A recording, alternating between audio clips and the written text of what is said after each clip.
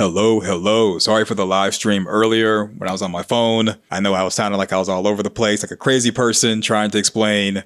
And then my phone got hot and the live stream ended. So I'm going to try to do a more organized explanation, and I'm going to use more of the lore in Fromville to explain how Thomas is alive, how the phone call was able to take place, a lot of other things going on in Fromville, such as the electricity, the water, the sewage, and further go into the whole time travel thing. So bear with me. I'm going to sound like a crazy person. Some of you may even get offended because a couple of the concepts introduced in this video are going to be based off of evolution and not based off of creation. So if you are a creationist or believe in creationism, i.e. religion, this might not be the video for you. If you're open-minded, great. We're going to be dealing a lot more with evolutionism, as in things happened since the Big Bang and there isn't really a higher power necessarily controlling things. Things have just been happening. All right. So we're going to take a deep dive. We're going to go into a rabbit hole. Buckle your seatbelts. Kansas is going bye-bye. This is the scene after Victor as a child came up from the cellar. He went into town and he saw bodies everywhere. The boy in white's in front of him at the merry-go-round. Now, out of everything in this town, the boy in white goes to the merry-go-round. The merry-go-round represents the nexus I was talking about on a previous video. The part in the middle where Jade's hands are the nexus, or let's just say the center that represents Fromville. In the previous shot, all the strings or all the timelines are all out there. And Jade is looking at it and he's kind of like has his mind blown. This is a side view of it in that the timelines are all over the place. Some are connected to other strings because the connected strings represent alternate timelines created. So for example, this right here is a timeline. And then this part right here, hopefully you can see my cursor. This going down is an alternate timeline connected that makes another timeline connected to another timeline. And all these things are just jumbled up together because a lot of timelines are parallel to each other. They've created other timelines, but you can go forward and backwards in time on a timeline if you have the ability of time travel, and you can even create alternate timelines or another timeline, but you cannot go to the past. You can go to a part of the timeline that is backwards from where you are, which will resemble the past, but it becomes your future. Think of Back to the Future, but the main basis of this conversation is talking about the movie The Time Machine, where the professor created a time machine that was stationary, that created a bubble around the machine and the professor, and that he had the ability to travel forward and backward in time while being stationary. He wasn't traveling through time and space, just time on a timeline. And at the end of the movie, he got to the advanced humans, Molochs, that ate other humans. And the leader of the Molochs explained that the reason why you cannot change the past is because it's impossible to go to the past. You can only go backwards in time to a point that resembles the past. But when you get there, if you try to change something, a significant event you're trying to change is going to take place somehow, some way, just in a different fashion, in a different timeline. So in the movie The Time Machine, the professor was trying to save his fiance from being unalived.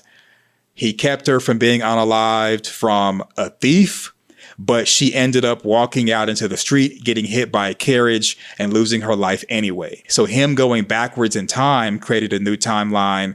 In the new timeline, she lost her life anyways by going into the street and getting hit by a carriage. So there was no way for him to change the past and save her. She was going to lose her life anyway. Keep that in mind. All right. So the same way that Boyd and Kenny walk in, they see all the strings, they're confused. When it comes to string theory, timelines, time loops, paradoxes, it gets really confusing. and we're going to keep it simple. We're going to keep it lighthearted. Going back to all the timelines that Jade is looking at.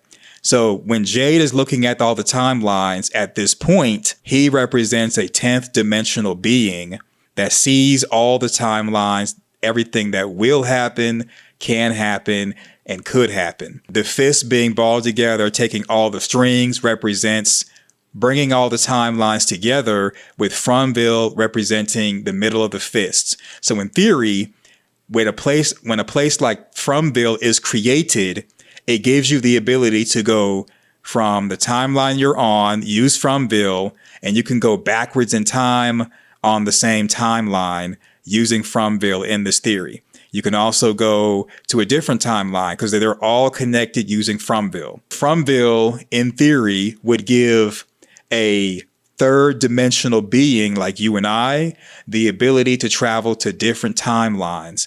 And if we can see all the timelines before going onto them, we would have a higher dimensional existence to where we can pick and choose where we go, and we can even see possible timelines that could be created if we do things.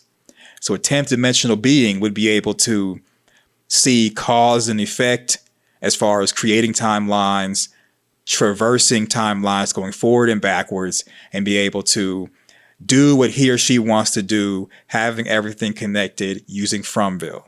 Victor first came out of the cellar and he walked into Fromville. The boy in white is in front of him. The boy in white sees Victor, and the boy in white walks to a merry-go-round. Walks to the merry-go-round. Victor stops. The boy in white touches the merry-go-round and gets it started. So the merry-go-round, and this, we'll just say explanation, and this is also my theory. This is the writers and even the director explaining to us, the audience, how a 10th dimensional being like the boy in white would perceive not just time, but be able to use Fromville as a way to travel through time. The merry-go-round represents Fromville.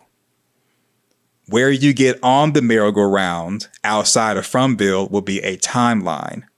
When you get on the merry-go-round, depending on where you get off, will determine what timeline that you're in. I'm getting to Thomas in a minute. Just be patient. Just walk with me as we go down this rabbit hole.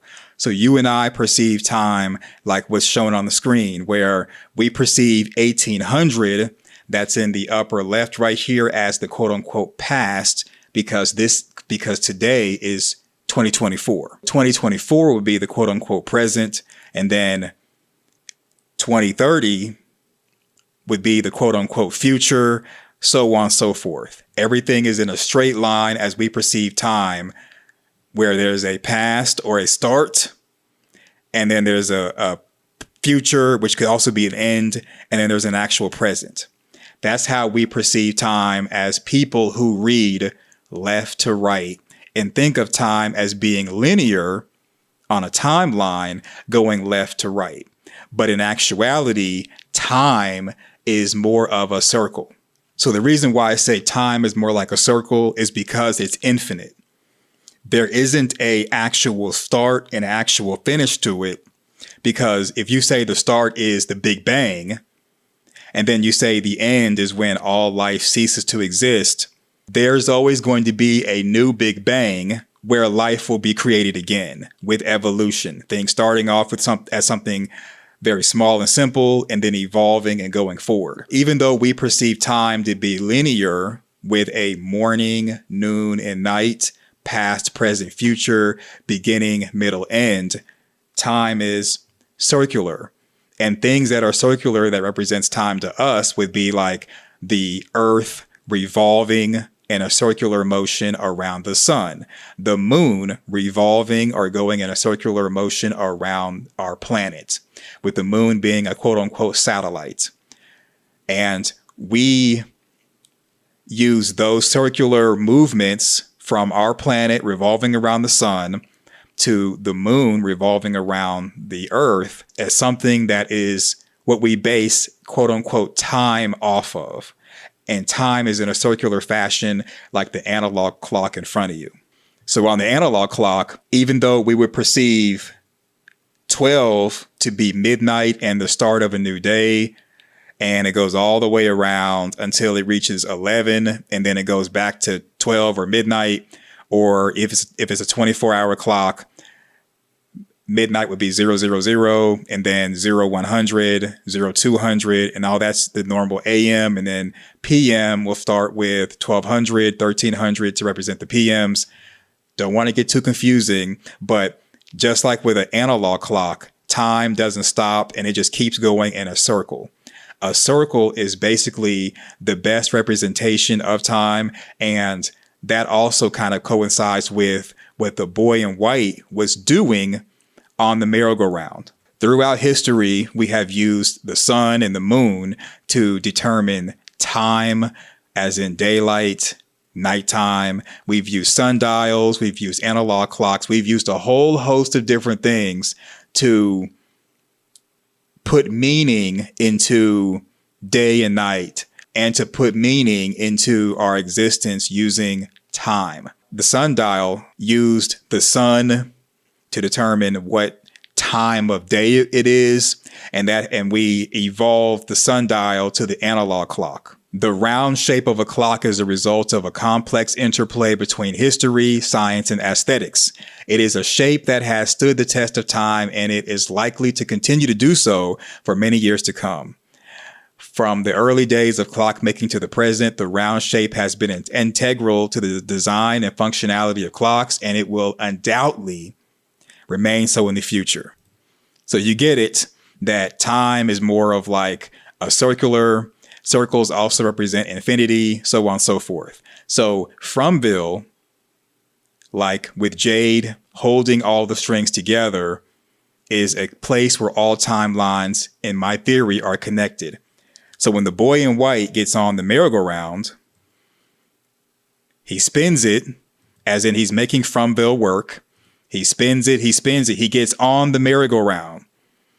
So now this is represented him going from outside of Fromville in one of the timelines, for example, like where Tabitha was pushed into, where you saw the boy in white.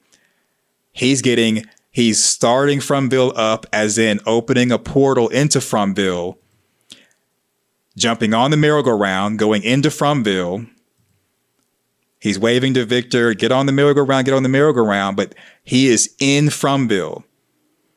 So while he has went through a portal into Fromville, and as the merry-go-round is spinning around, it's almost like it's spinning around timelines equivalent to how a hand on a clock spins around numbers.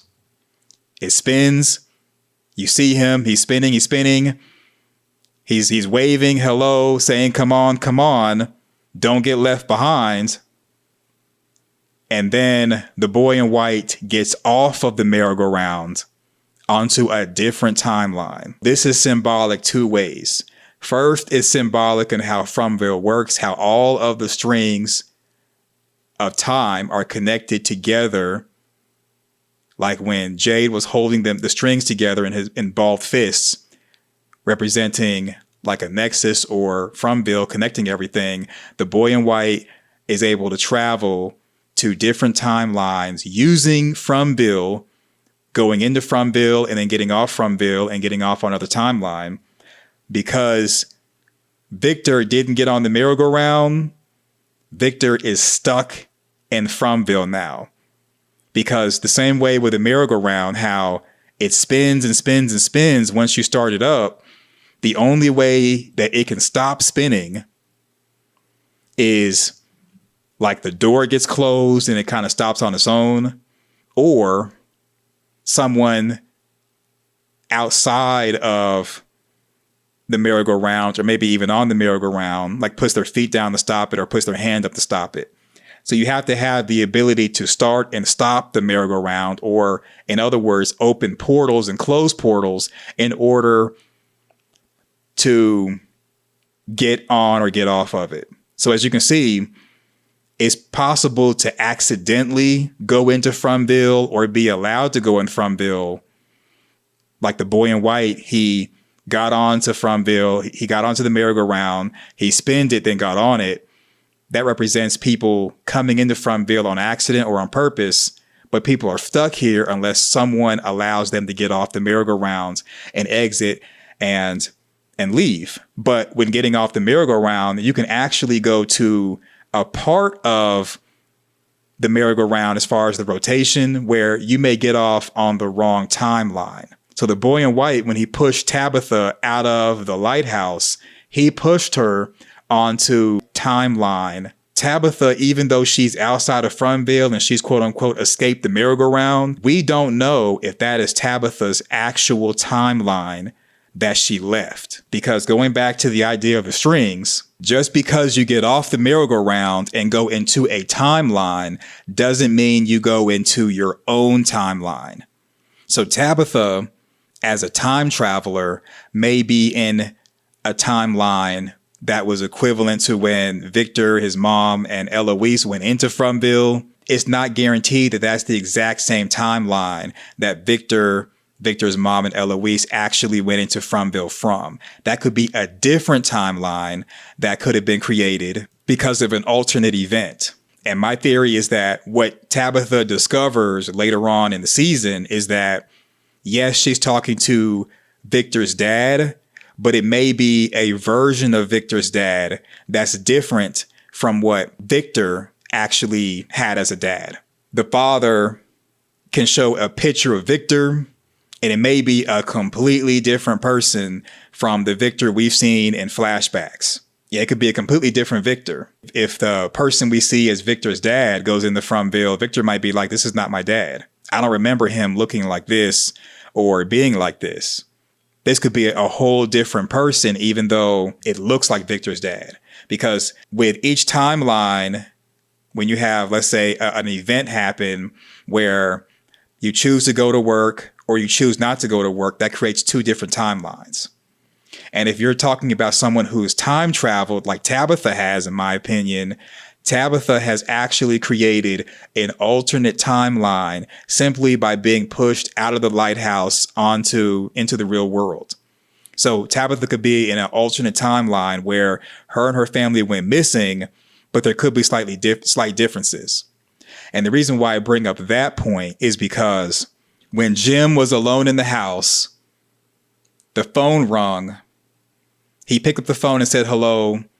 The voice on the other end of the line was like, hello, Dad, it's Thomas. So in Jim and the Matthews timeline, Thomas rolled off of something as an infant and passed away. So the Thomas that's speaking to Jim couldn't be the Thomas from their timeline because that Thomas not only was unalive, but was an infant. So if this was their Thomas, he would not know how to talk. He wouldn't even know what Jim's voice sounds like. He would be a completely different person because he's not Thomas that passed away. So this has to be an alternate timeline Thomas.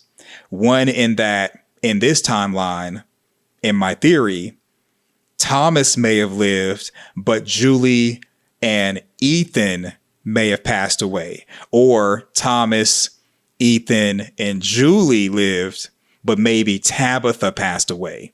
Because when it comes to alternate timelines, there usually is something different, like completely different than the timeline that you come from, right? Or the one you know. That's the reason why time travel is not really something that a lot of people strive for outside of, let's just say, theory. Because just because you can go to a different timeline and meet your loved one who passed away, that's not going to be your loved one. It's very tricky. However, a 10th dimensional being that has the ability to travel to different timelines and can see everything that has been, could be, and possibly could be, as far as different possibilities or different outcomes, they could see a timeline where Thomas may have been the only member of the Matthews who survived something and everyone else passed away.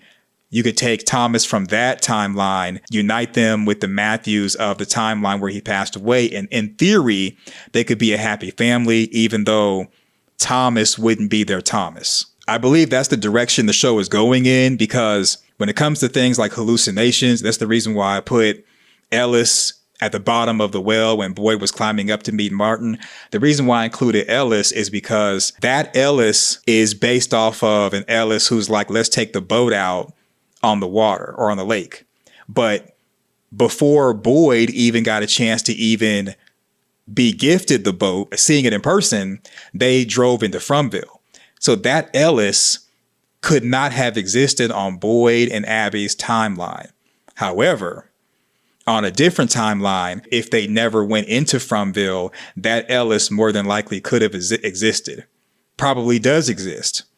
And whatever force controls the merry-go-round or Fromville or the nexus or whatever you want to call it, probably showed Boyd that to kind of hint at an alternate timeline. And that's the whole purpose of this place. Because someone like Boyd, who wants to get everyone home, would not be inclined to think about playing around with different timelines unless this place, quote unquote, breaks him. So when Boyd issued a challenge saying, you're not going to break me, I believe that Fromville was already starting to do different things in the time that he's been in from to make him more hardened, to make him want to make hard choices so that everyone can come home, even people who have passed away, especially if that means you can get someone who passed away like Tien Chen, Abby, maybe even Martin from a different timeline, bring them into Fromville and everyone, quote unquote, leave together.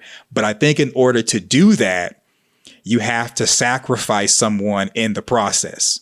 I'm willing to bet that what Jade stumbled into while he was in the cave and he saw the ghoulish children on the slabs of rock saying Ankui, Ankui, I'm willing to believe that that may have been the process of sacrificing something in order to get something or someone else from a different timeline. Don't be surprised if what Fatima has in her stomach is a ghoulish child waiting to be born. Because ghouls, or ghoulish children like they're described in the credits, ghouls eat things that are dead. Fatima is eating dead plants and is not only enjoying it, but is more than likely going to be able to feed the baby. So the baby probably will be born a ghoulish child, one of many that have been born before. And whoever was controlling Fromville, maybe Christopher, maybe something else, maybe the big red thing in the K that the script that described, was using people and sacrificing them to go to other timelines and get things from that. Maybe even the people who are the creatures, maybe they were humans at first and something was put inside of them that made them into creatures and they were somewhat sacrificed. This Thomas that Jim is speaking to on the phone, I believe, is an alternate Thomas from a different timeline who is calling this phone to speak to Jim. And those dots are going to be connected later on in the show. It is also possible it could be the same type of thing that is cosplaying as Abby, cosplaying as Father Katri, maybe even cosplaying as Tien Chen Lu that we'll see in the future. But I'm willing to believe right now, my theory is that this is an alternate timeline Thomas, and that's where there's going to be the discovery of what Fromville really is. And that is a place that can allow you to travel to different timelines. And people may even use this place to start contemplating getting loved ones back, or even going to a timeline where they don't exist, that they possibly could have maybe a different future than what they were experiencing before. Let me know in the comment section your thoughts. Thumbs up the video, share your social media, subscribe, click the notification bell. Definitely stick around. We're going to go down more rabbit holes and get crazier as we explain stuff. And I still believe that the bile put on the bullets that hit different creatures, including the cowboy creature, evolved them into nightmare creatures, because the cowboy creature has been around for the longest and he was walking around acting like an airhead, like the rest of the creatures, you know, being cunning, saying, hey, you want to come outside? Can we come in? Just, you know, standing there or whatever. This was the first time in episode 1 of season 3 that we've actually seen them use a strategy and even work together to where it was an organized offensive. This is the first time we've seen that. And I wouldn't be surprised if the creatures start destroying talisman stones. Like the creatures know that they can't go into a place where the talisman stone is up, and they start destroying talisman stones, and they set the town back very, very far. So again, let me know in the comment section your thoughts. Thumbs up the video, share your social media, subscribe. See you in the next video. Thanks for watching. Go forth, do great things, and I'm out. Peace. The future's not ours to see. Que sera, sera.